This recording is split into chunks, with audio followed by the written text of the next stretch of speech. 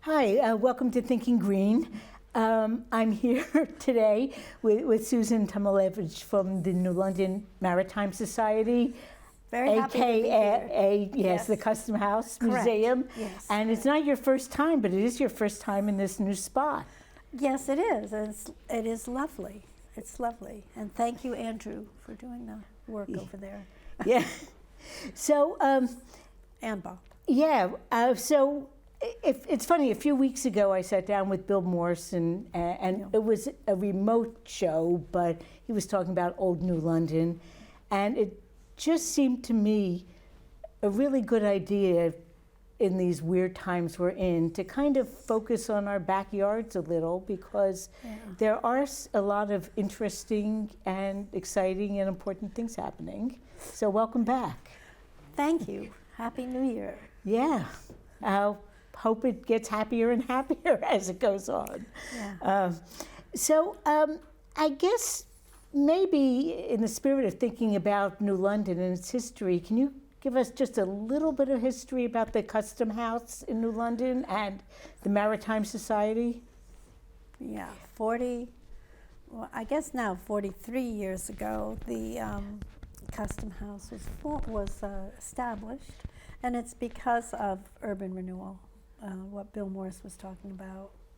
He, New London was losing building after building, and people finally said enough. I think they lost the building where the co-op is now, and we're going to go across the street to Whale Oil Road. Oh. And people were really unhappy. They had lost the large building on Parade Plaza, whatever it was at that point, that circle. Oh yeah, circle. like the Neptune building. The Neptune building. And I think even before, I could be wrong, the Hygienic and the railroad station, the U.S. Custom House in 1833, designed by Robert Mills, really a pretty significant building, although it does look rather like a bank.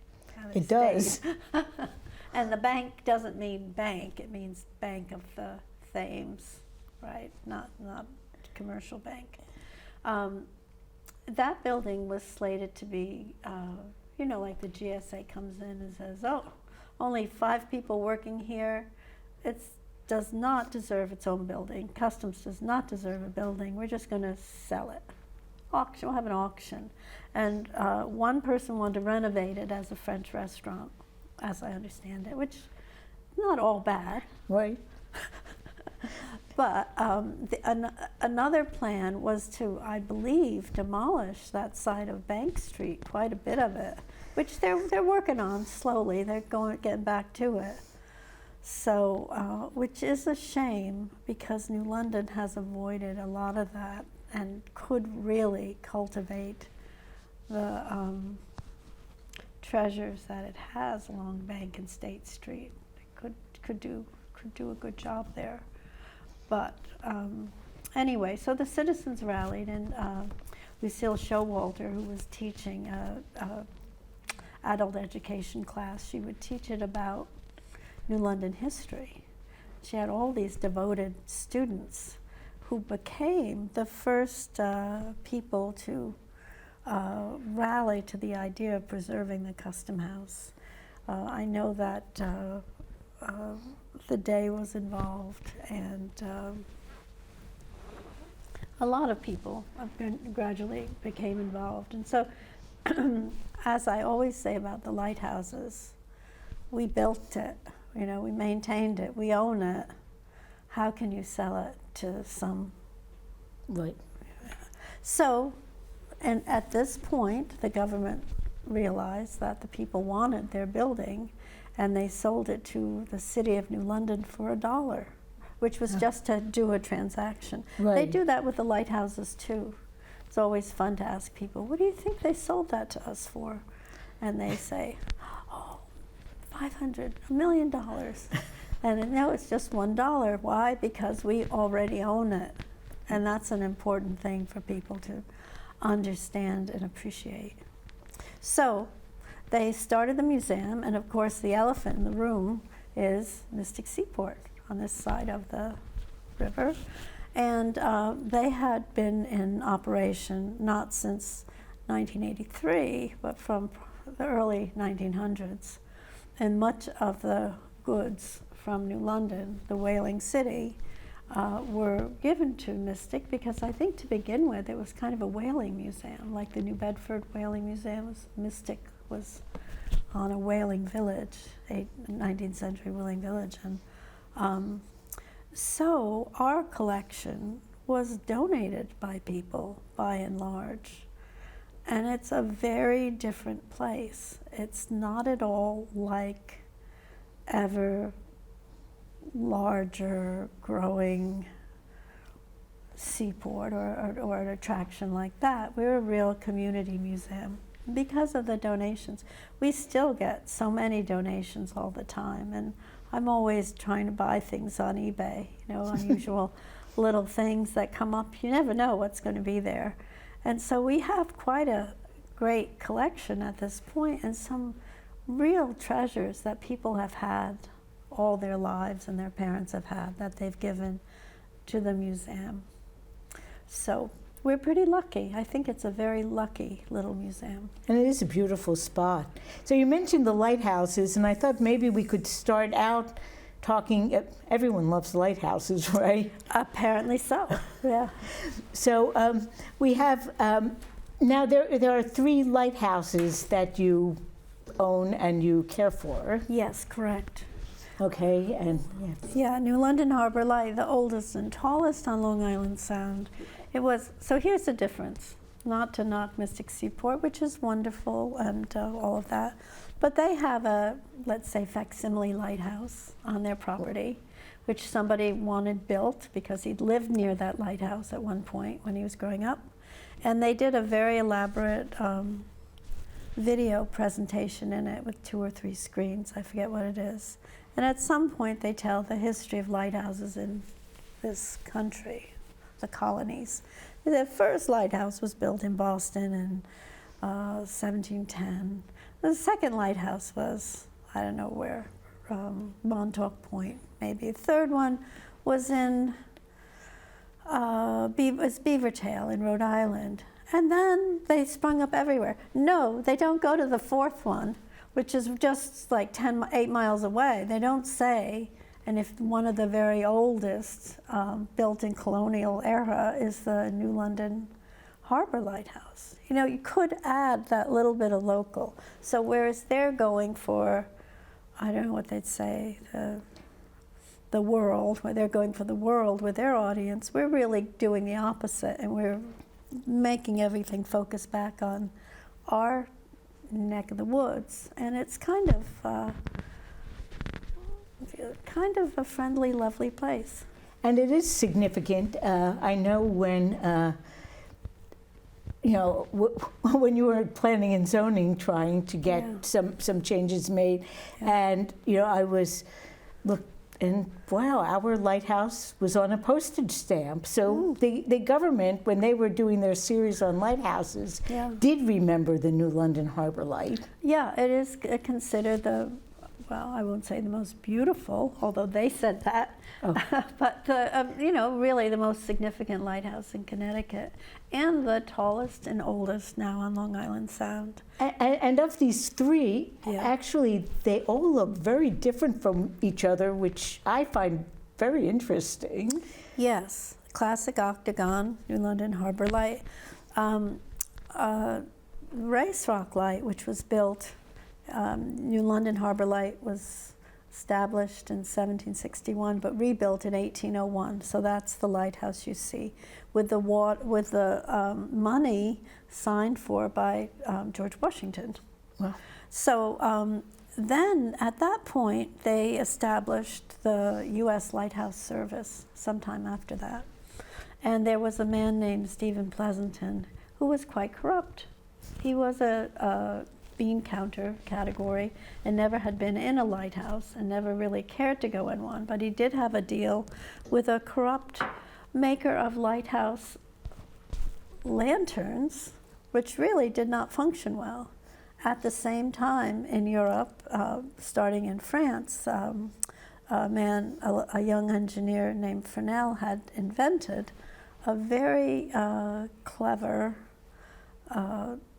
way of augmenting the light and projecting it using lenses like prisms. And under Pleasanton, we had lousy lenses, shoddy construction, and by the mid-1800s, they put together a congressional delegation to go to Europe and England and see these lighthouses. And they started one by one replacing all the lenses in all the lighthouses. Fortunately, our lighthouses are on either end of Pleasanton's reign there. So things can get better, right? Things can get better.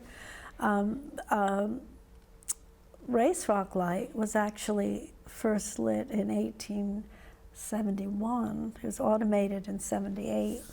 And it's a very beautiful lighthouse.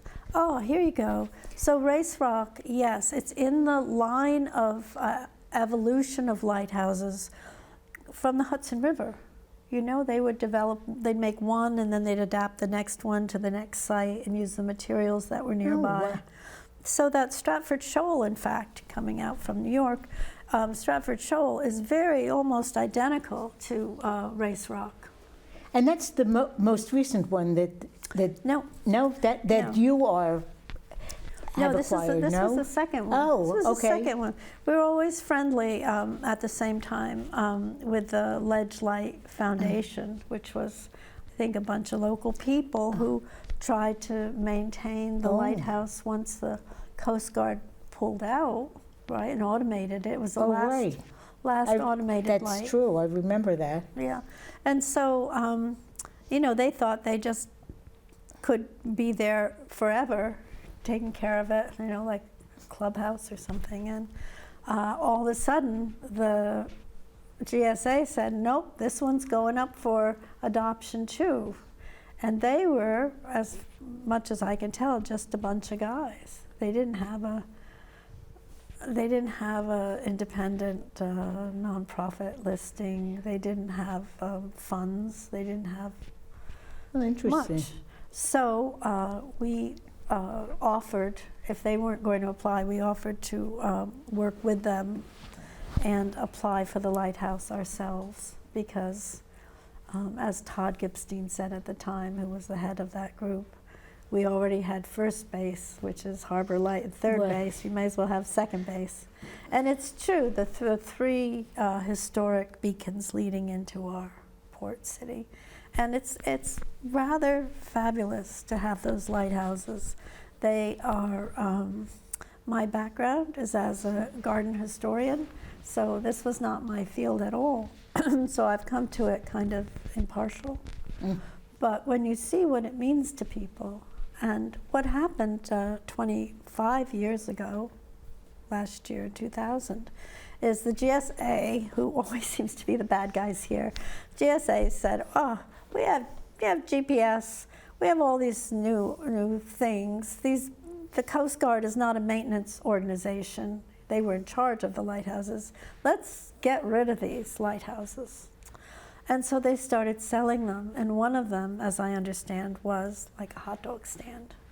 And people were so incensed, as I've come to learn, people who live and have their livelihood on the water, they rely upon these lighthouses, and they're more than just landmarks.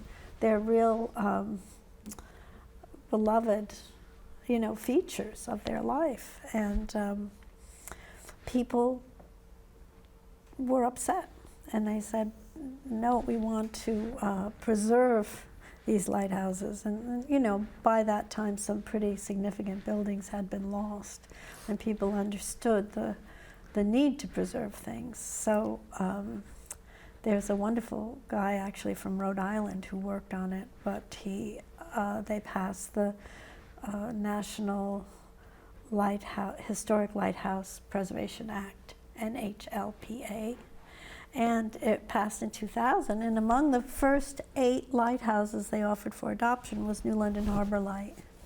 So before me, in 2001, the museum applied for it, but it never received the lighthouse because they had to do remediation because of the lead paint.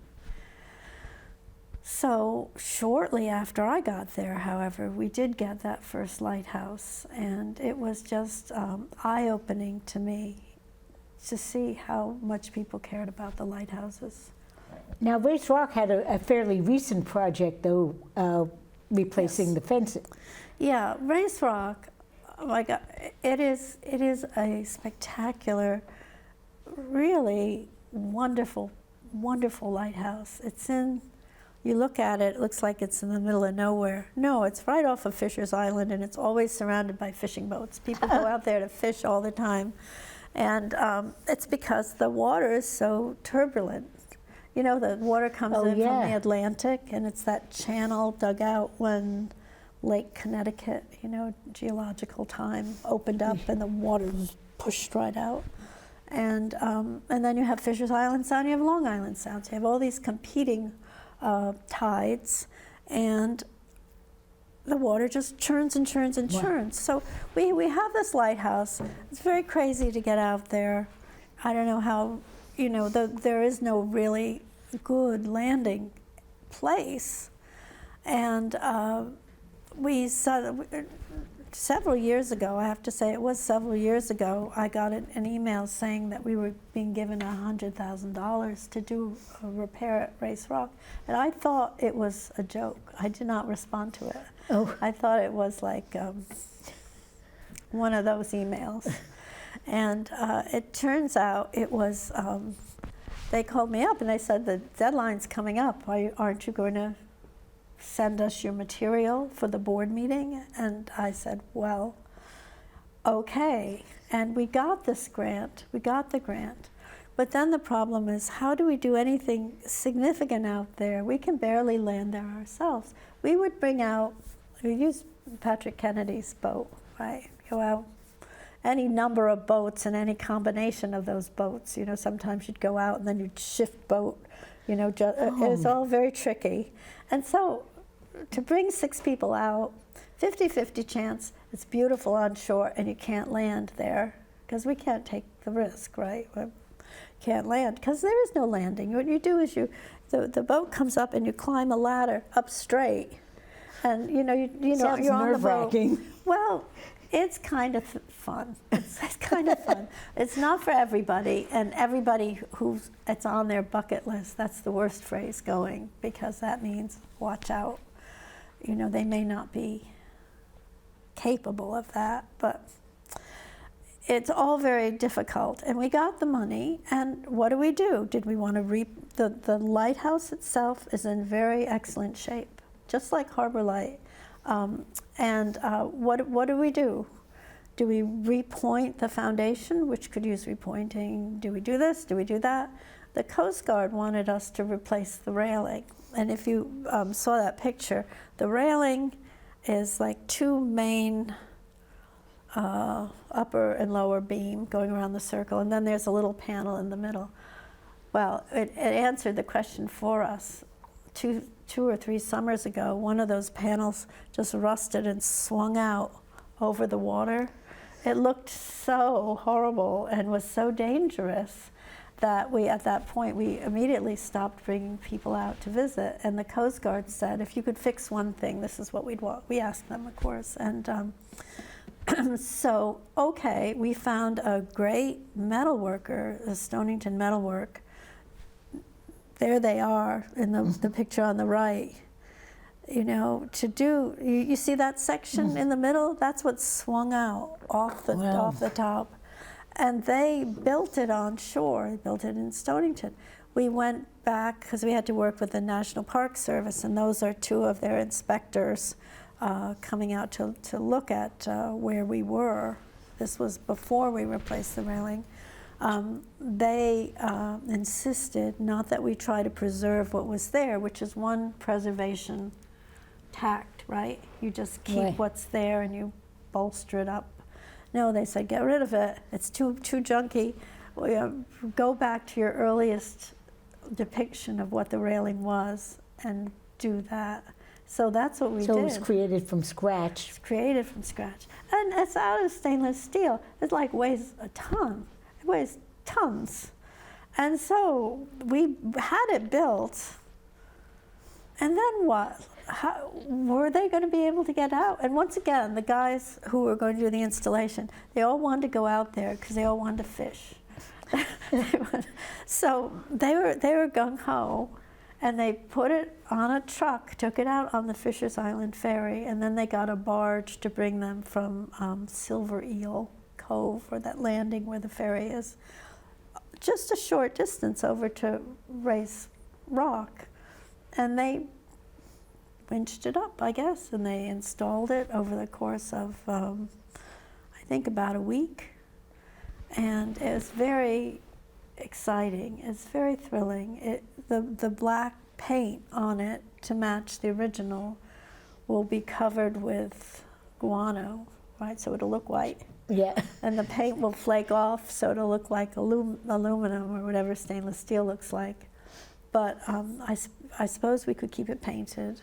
And it looks great. It's very appropriate, and I don't know. It was one of those things where we talked about doing it. We pretended we were going to do it, but were we going to get it done? I couldn't believe that we would do it, because we've had so many incidents out there with danger, and they did it like nothing. We checked that project off. That's right. So the other, so I don't know that you have tours there. It sounds like it really isn't very accessible. No. But you have a lot of lighthouse tours to your various sites. We have had tours out to Race Rock, and it's always, like I said, 50% disappointing. We have to give the money back, yet we have to pay $1,000 for the boat or boats to take us out and do all that. So we have a new scheme for this year. We have one of our friends has a landing craft, and people will take the Fisher's Island ferry right behind where we are, go out to that Silver Eel. The landing craft will pick them up there and bring them across that short distance to Race Rock. So if we set it up where we have like 4 in succession or something on a beautiful day, and the landing craft is so sturdy, you know, it's not like a little boat, it's like, and it's going to go right up against the side of the building. We should be able to do more reasonably priced tours. Again, the landing craft is only certified for 6 passengers. So, but if we go back and forth, we can have more people there on a day. And one of the sad things about the trips to Race Rock is with the boat costing like $1,000 or $800. If you have 6 people, how do you divide that up and still make a little bit of a profit? It would be $125 a ticket, and that's kind of unacceptable, really, right?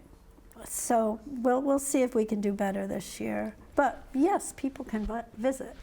And you still have tours of New London, Harbor Light, and also Ledge Light. Yeah, Ledge Light and Harbor Light, we've gotten grants the last couple of years. Well, Ledge Light underwent a major restoration because of the Ledge Light Foundation, not this past summer, but the one before. And, you know, it's kind of like a square. Yeah. Every corner has a steel beam in it. Between the first and the second floor on each wall, there's a steel beam, and then between the second floor and the attic, or what's above it, is another steel beam. And they've all, let's say, the lighthouse is in good shape. The steel beams have rusted and are expanding and are pushing out the bricks so that water gets in the cracks and are doing damage.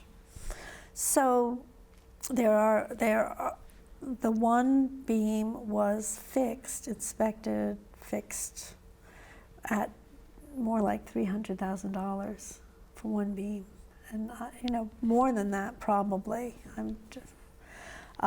So how do we do 10, right? How do we do 10? I don't know. We know we were going to apply for a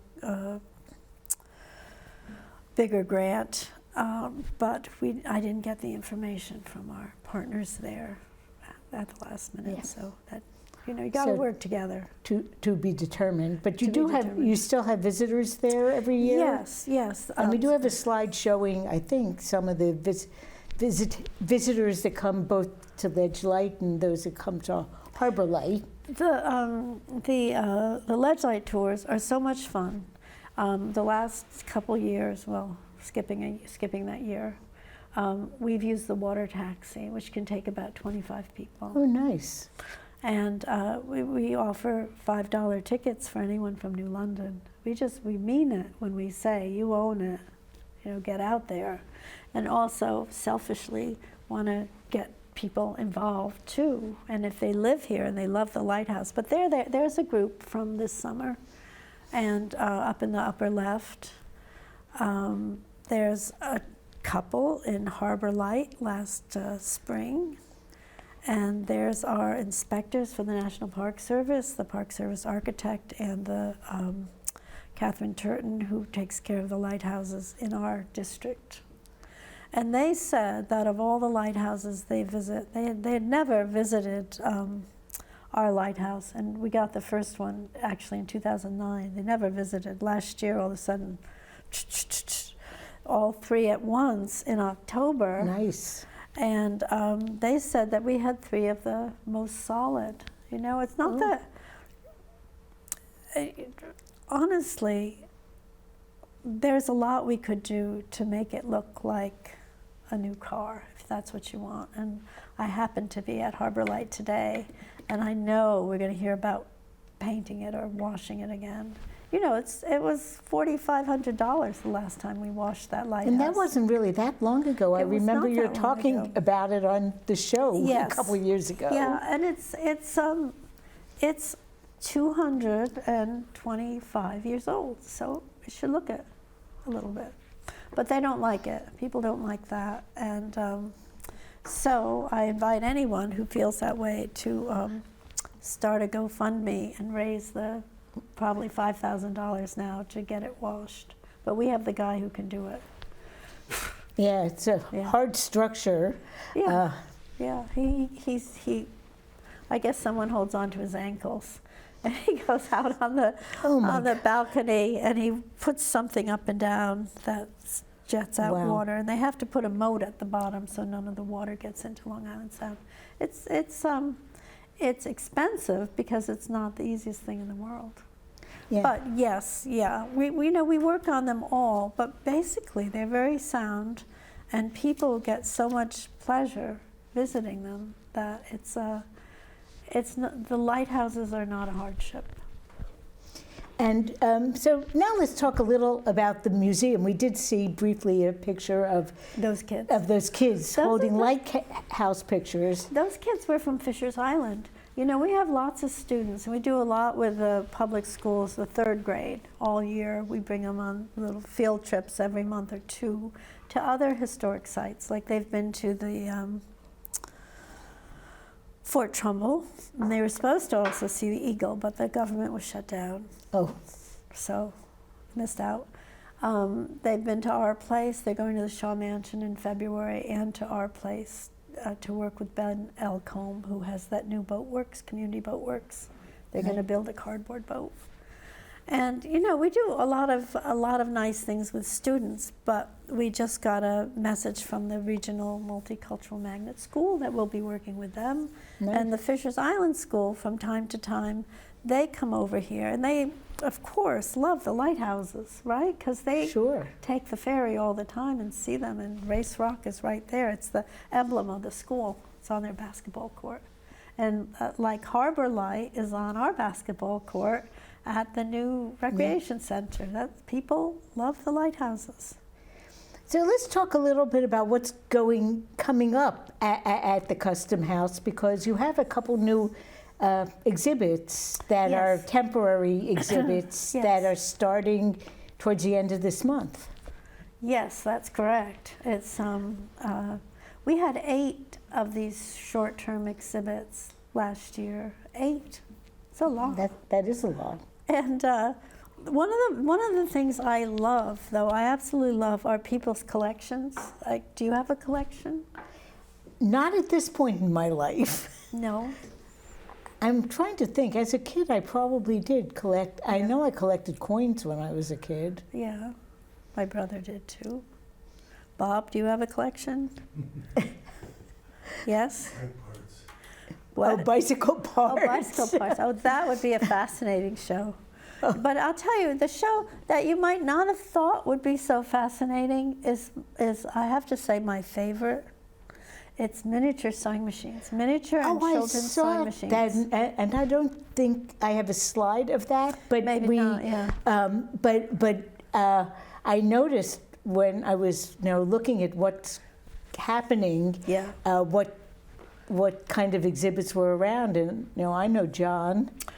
John, And would you I ever had imagine? that he would collect miniature sewing And machines? he No, loves not them. at all. And he knows every detail about everyone, and he gave such a nice talk. It's not well attended, I'm sorry to say, because people don't realize. But if you're a sewer, or you have any sort of relationship to making clothes or things, or he said the people who collect these machines are men and they're engineers, because the sewing machine was invented in the mid 1800s. Bit by bit, people Sure. would do one little patent and one other one. So there are a lot of funky, interesting early machines, and because people didn't have all this room to have a freestanding sewing machine like developed in this country. They were small, and you'd put them away. You'd do some repair, and so John has a collection of early machines before the patents were all consolidated by Singer, in the Singer sewing machine. And sewing machines were expensive, and they're really very special items for people to have. And I grew up. I hate to say, I had a treadle sewing machine. We had a treadle sewing machine in the house, and I loved it. It was really easy to work with. You guide the speed with your foot, and you have the wheel. And he had, anyone who's ever used a sewing machine will know that the nemesis is the bobbin. Like, it's always a mess. And he has them that do a chain stitch. There's no bobbin, so that the needle goes down. Okay, Pulls it back. so sometimes when you get like grain bags, sometimes Oh, yeah. they're the chain stitch. Yes, the chain stitch. When it's a single Yeah. thread, not double. Yeah. Oh, so how long is that exhibit going to be there? It's there for one more week, through Oh. Sunday. You've got to see it, though, because everything gleams, and they're beautiful, and each one has a lot of character. And there's also a special section with children's sewing machines. And these small sewing machines were like, if you went on like you're going to West Coast for 2 weeks, you might take a little sewing machine with you, because you wouldn't be taking your maid. Just be you and Bob. And, I'm not sure what TSA would think. I'm just bringing through my sewing machine. Well, they are tiny. They are very small, and some of them are very, very small in every direction. They are used for doing like making gloves.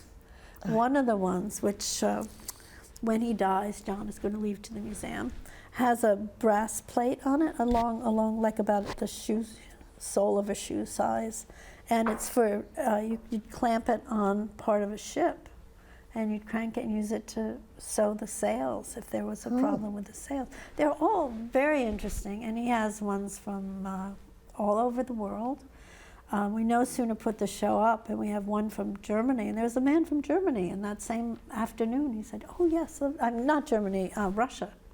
He said, oh yes, Soviet Union, we used to have those all over the place. And the one from England from after World War II is interesting because so much of it is made out of wood. Not the working parts, but the plate and the base. It's all made out of wood because they were short of metal. Wow, interesting. So that's a temporary exhibit now that's ending pretty soon. Yeah. Now, towards the end of the month, you have something on seals. Yes, we're like very fortunate. It just so happened, weirdly enough, I was going up to Newport with Harry for some conference he was going to, some planners thing, and I knew that the New Bedford Whaling Museum had done a show called Seals in Society, and they'd worked with maritime museums throughout New England, not in Connecticut, I don't believe, but up that way, because the seal population is having a huge resurgence, and we've seen that ourselves with our seal trips. Every March or so, when we have to make sure it's cold and wet, we go out and we look for seals on the nearby islands. Plum Island, lots of seals. Little Gull Island, even Race Rock has one notorious seal. One of our speakers from the Black Hawk, the captain from the Black Hawk, we're all like greens at the museum. Sorry, we are. We love animals, we love seals, all of that. And this captain was there telling us stories about every time he goes out there near Race Rock, they catch a big fish, and the seal knows they're going to pull it out, and he eats the fish before it comes out of the water. So for him, it's a bit of a dilemma. There's nothing you can do about it. But back as recently as the 1950s, they had a bounty on seals. You could just kill them, and you would get money for that. Horrible, absolutely horrible. So the Marine Mammals Protection Act took effect, and by 20 years later, the mid-1970s, the seals were coming back to Long Island Sound, and now they're permanent residents. Behind them come the sharks. There's all kinds of changes going on out there. And everybody loves to see the seals. They're so interesting, and we have several varieties.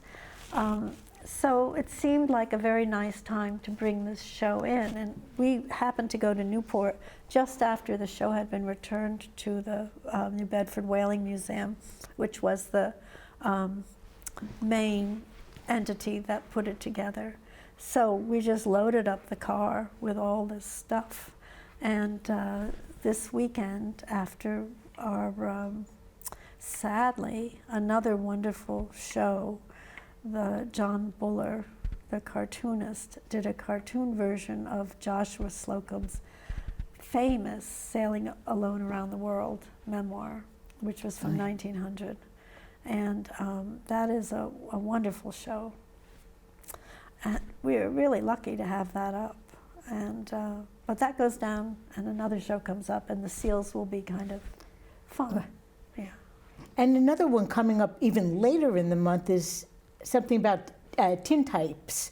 And it sounded like you already had something going on with tintypes a few months ago, and this is a continuation. You mean you didn't see it? I did not see it. I'm such a homebody. Wow. Well, But But there's something coming up. Yeah. We had this, so we have collections. And this woman who's an artist, and she actually teaches photography at the Yale School of Art, Lisa Qureshi, lives in Branford, which is where I live. And she collects tintypes, which are early photographic process of people at the beach. But in those days, you certainly didn't have a camera on your phone. You didn't have brownie cameras. That was another collection we showed this summer, a person's collection of brownie cameras. You would go to the beach, you'd put on those outfits, and then you'd walk up from the beach to the boardwalk where they would have portable tintype studios. And the beach would not be the beach, it would be a rendition of the beach painted on a backdrop. So you would position yourself on a stump or whatever with an oar or a pail, and you'd get your picture taken like you're at the beach. You're not at the beach, but you're at the beach. And it was funny. It was just a funny thing. And we had one of our volunteers make a backdrop, and we had a lot of Maritime hats and props. And lots of people did selfies with all of those things. So to augment that, because we actually love photography, all sorts of photography, there's another guy in New Haven who has a portable tintype studio, and he came to the museum, and in our kitchen he put up an Arctic pup tent so that all the light was blocked out, and a series of those baths, chemical baths that you develop pictures in. And people made appointments. He did it for 7 hours from 10 to 5, every half hour. Had completely booked 14 back-to-back portrait sessions. And they were really cool. They were wonderful. And he does your portrait, and we then went to see, I went to see with Harry, a show he had of his portraits, and they were at this weird bar in New Haven called The Ordinary. It's some kind of, you dress up to go in there. Not dress up. Like colonial, kind of. It's not colonial. It's like Gothic. Oh, Goth, kind of make a hybrid Goth and something else. And it's a kind of interesting place. And all these portraits were all up and beautifully lit, because Greg's day job is he is the installation designer for the British Museum, the Yale British Museum. Oh, wow. Extremely talented, yeah. So are those, you yes. sent me pictures. Yes, now, are those did portraits that he's done? Those are portraits that he's done. And this is our basement, where he's set up a little studio. He's taking a picture of that guy, which you can see is upside down in his camera. And then he takes that plate out, and there he is with another one of our local residents who was dressed up for some kind of military muster, I guess. And he came in all dressed up, and that is the tintype, though. It's not fabulous. Yeah, they're beautiful. They're beautiful. This man, he got his portrait done, again, lives over on Pequot Avenue. This couple, for their parents' anniversary, had the parents' portrait done and their pictures done to give to the parents. And that's the size, that's the larger size, and you can get smaller sizes. It's a little pricey, but if you get the smaller size done, it's not so bad. And I think Harry and I will get our pictures done this time. And that's starting right at the end of the month. The show, he's going to take over from John Desjardins' sewing machines. Sewing machines go out after this weekend, and Greg will come in and set up his pictures. And they're small, so it's not going to be a giant show. But on Valentine's Day, we're going to have these back-to-back appointments, and people can come in and have their portraits done. And it sounded like the show would be up for the hygienic when there are a bunch of people walking around downtown anyway. Yeah, that's right. Excellent. Good timing. Good timing. So we don't have a ton of time left, like maybe 10 minutes or so. Yeah. So let's quickly just let people know what else they can find at the Custom House. You have a few permanent exhibits. I know the Yeah. Amistad. We have, it's ever evolving, but we have several permanent exhibits. February is coming up, that's Black History Month. And last year, when we had a very wonderful intern for the whole summer, we really refreshed the Amistad exhibition.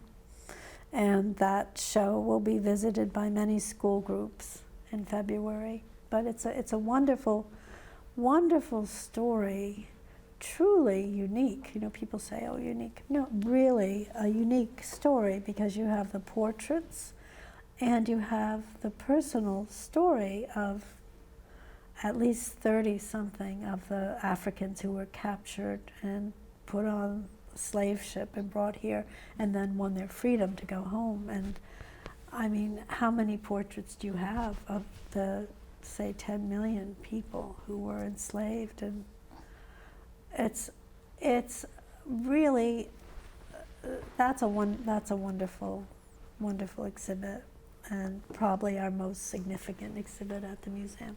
But people love the lighthouses, and we now, you know, for a long time we just didn't touch whaling really, because, but you know, we got some pretty good donations, and we bought a few things. You know, we're not opposed to that either. And we have a nice whaling exhibit. It's grown and has to be, I don't know, shaped, has to be shaped. But right now there's a lot of interesting material there. The main thing people come to see is about the lighthouses. We have many lenses, and we're going to be redoing that also. The grant I was working on was the CDBG grant, which was due today. And last year we got it after, you know, a little while, and it is allowing us to put in UV light filtering shades on the windows, which doesn't mean much to anybody but us, because the light is very destructive to wood and many things. Yeah, old fabrics, I'm thinking. You know. Fabrics, yeah. And so we're going to have those installed very soon, those from the last year. So we're going to be reworking the whaling and the lighthouse exhibit. The children's exhibit also, because John's beautiful sewing machines took over one of the cases with the kids' stuff. So we're going to repopulate that. And of course, you have your open mics once a month. Oh yeah, once a month, open mic. Open mic is a great thing. Doc takes care of that, and he, the room itself is a beautiful room. A lot of open mics are in bars, you know, and people are talking, they are really listening. This is in a beautiful room with refreshments and a wonderful piano that was given to us by one of the former presidents, Ben Martin. So people really feel like they're on stage, and they come in, and the quality of the performers is amazing. It's really good. It wasn't ever my thing, you know. Christina Corcoran, who was with us for several years, she started it, but now Doc Frazier has taken it on, and it is a wonderful way to use the museum outside of regular hours, and to bring new people into the museum. And I will say that community is extremely supportive. You could come in and, except for this one guy who's kind of crude, everybody else is quite well, you know, everybody embraces them, and they work together, and some groups are formed and they practice together. It's been quite nice to see.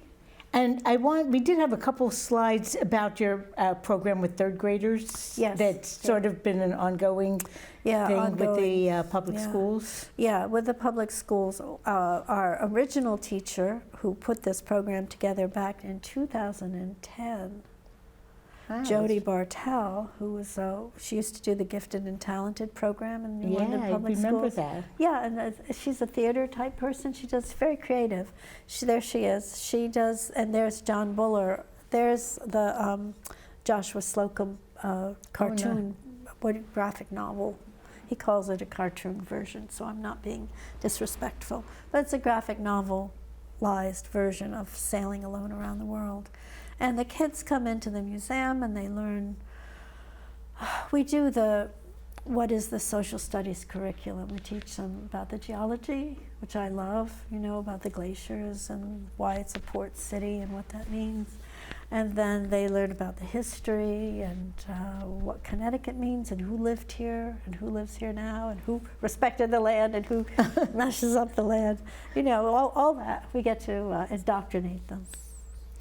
And let's see, we have one more picture that has kids in it. And then I kind of want to point people to your website, because we obviously didn't cover a lot. You have a whole section of online stuff. Yeah, we have a library at the museum. And there's some stuff that's there that you can touch, and there's a lot that's also online available. Yeah, the online shows, the homepage of our website looks a little confusing, but there's a events. And it goes way down below what you see on the screen, yes, it too. Does. But if you look at it, it's 3 columns. There's the events column, there's What's Up, which is the permanent stuff, and then Support Us, and the fact that we have a fantastically wonderful museum shop, gift shop, which we do. Honestly, I think that's the only way we stay in business, the museum shop. And I know that a few weeks ago when I sat down with Bill Morse to talk about the book he has recently had published about New London pre-redevelopment, he also, when he did his events, he mentioned that one of the places, there are a lot of spots in New London, local places where, his book is.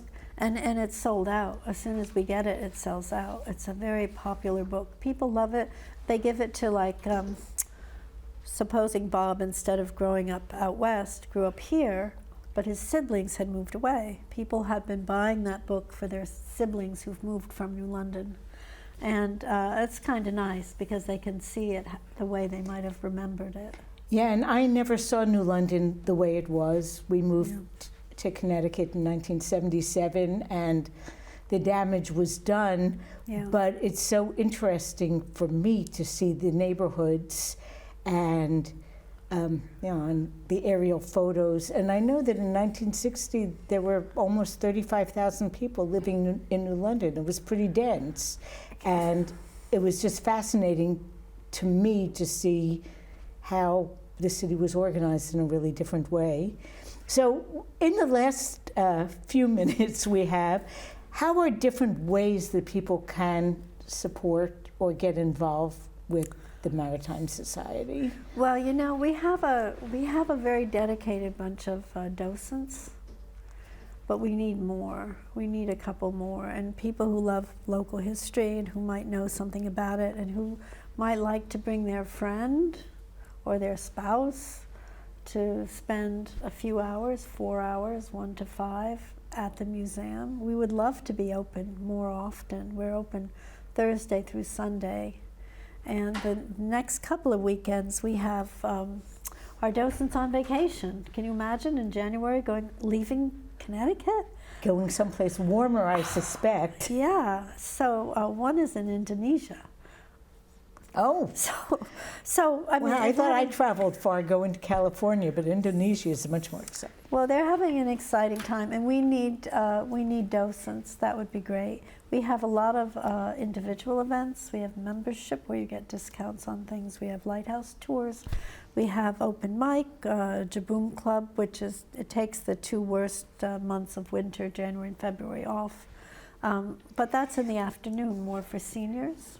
And then people can get on your e-blast list as well, or get your newsletter. Yeah. Some people, frankly, don't like the e-blast. They think it's going to be very scholarly, I think, and a lot of information.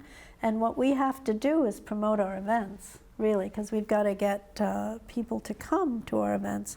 But this past Sunday, for instance, Brian Rogers, one of our librarians, wrote an article about all the online exhibitions.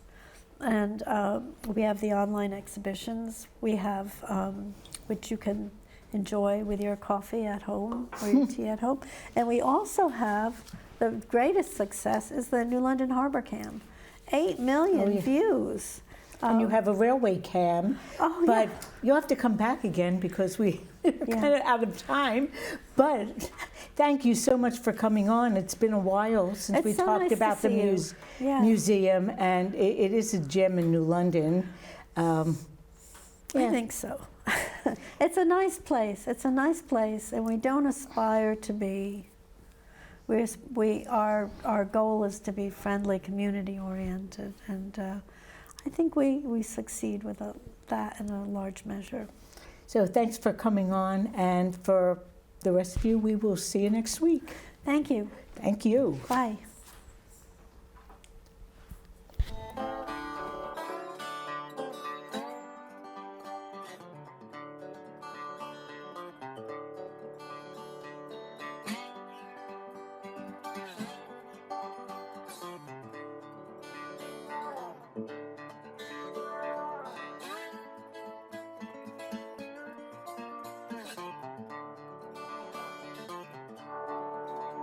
When the rain don't